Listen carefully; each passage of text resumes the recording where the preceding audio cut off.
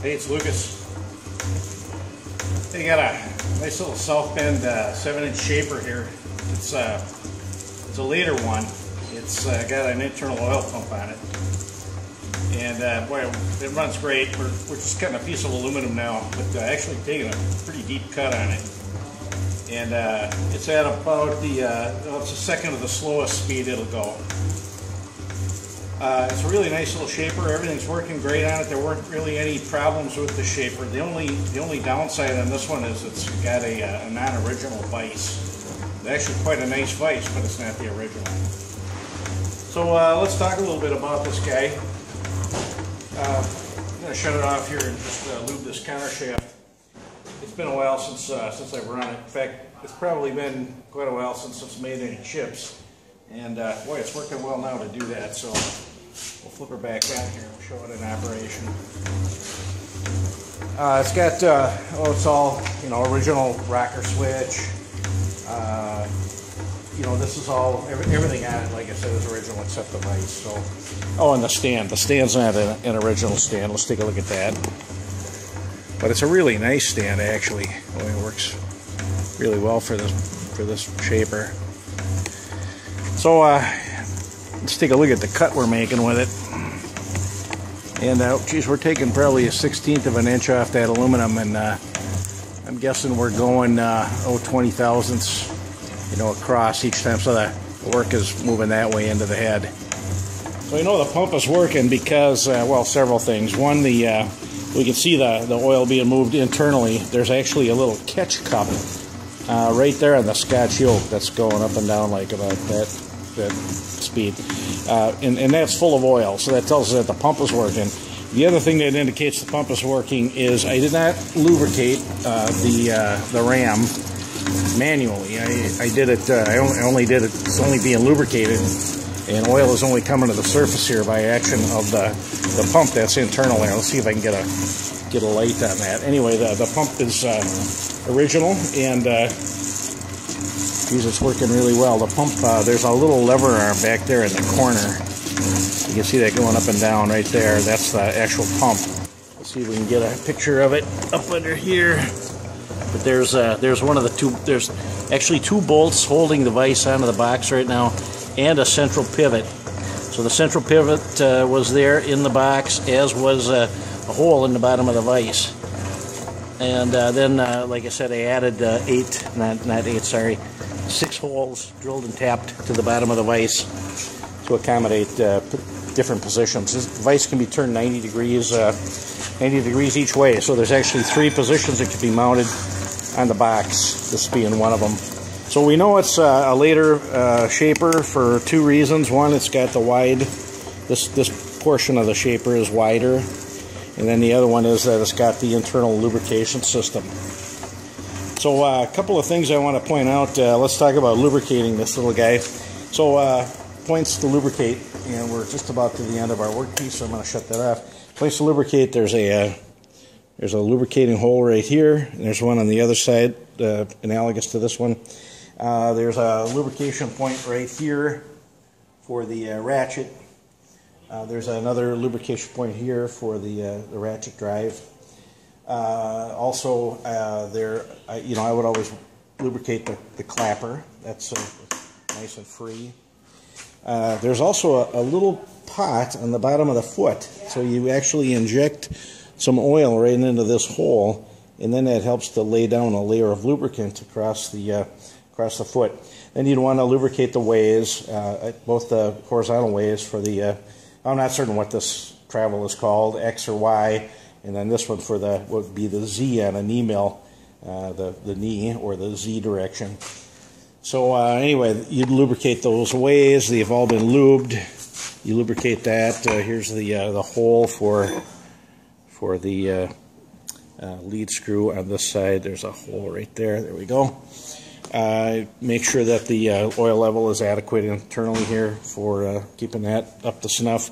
And then there's a couple of points where one lubes the counter shaft right here and here. So that's sometimes there's places to lube up the motor, but this one doesn't have lubrication ports on it. So it's the original motor as far as I know. It's a reversible motor, but I would not reverse it. It's really set up ideally for this shaper in this direction. So you want to have it turning the direction of that arrow. It's got the original guards. These are aluminum guards. They're really in great shape. That's one of them. And then here's the other guard. That one doesn't actually pivot. This one pivots because one needs to pivot it in order to change the speeds. And let's talk about that. So you lift up the guard. I would hold the guard up, otherwise it's going to clang down on you. That lifting up this handle then releases the tension on the belt, which can then be adjusted. You'd want to move it to a lower, whatever the smaller pulley is in the direction you want to go. This way would speed up the action of the stroke, and towards the base here would slow it down. So as I said, we're at about the second slowest speed that we've got. Then to adjust this, the stroke of this is the advance on the table, on the crossfeed screw. And the way you want to adjust the amount of throw is right here. And in order to do that, there's a little label up here. It says adjust stroke when arrows meet. So I think we have to put the tension back in the belt here. And then we'll adjust this, bring this in to where the arrows meet. And I like to go in the proper direction of the there. And then once that's adjusted so that the arrows meet, and you can see them right there. There's an arrow on each side, one on the label and then one on the cylinder. But once you hit those, then you loosen up this bolt, slide it. Moving it towards the center will give you less of an advance, and moving it towards the periphery will give you a greater advance. So what we got now, I've just adjusted the stroke a little bit. Earlier it was at 7 inches, or actually 6 inches, and now we're at about 3.5. And we're getting a really nice cut now. It's, there's a little ripple evident. In fact, you can see it even now. There's a little bit in there, but there's the actual amplitude of the ripples is very, very small. So the cut is really nice. I mean, we're getting a nice deep chip that's probably 10 or so thousandths deep, and it's probably about that across. And boy, it's just cutting great and then leaving this really nice finish. We'll shut it off here, take a look at it. We'll get the ram out of the way. We're running it by. There we go. Okay. So yeah, I mean it's really good.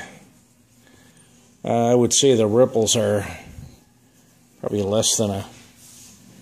way less than a thousandths, probably more like on the order of a couple of tenths. You can just barely feel them. You can see them.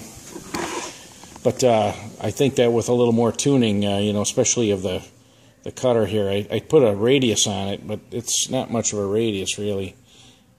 Anyway, I think that some of that would come out of there. But it's really looking good. It's a nice old South Bend shaper, and man, for the age of it, it's in great shape. The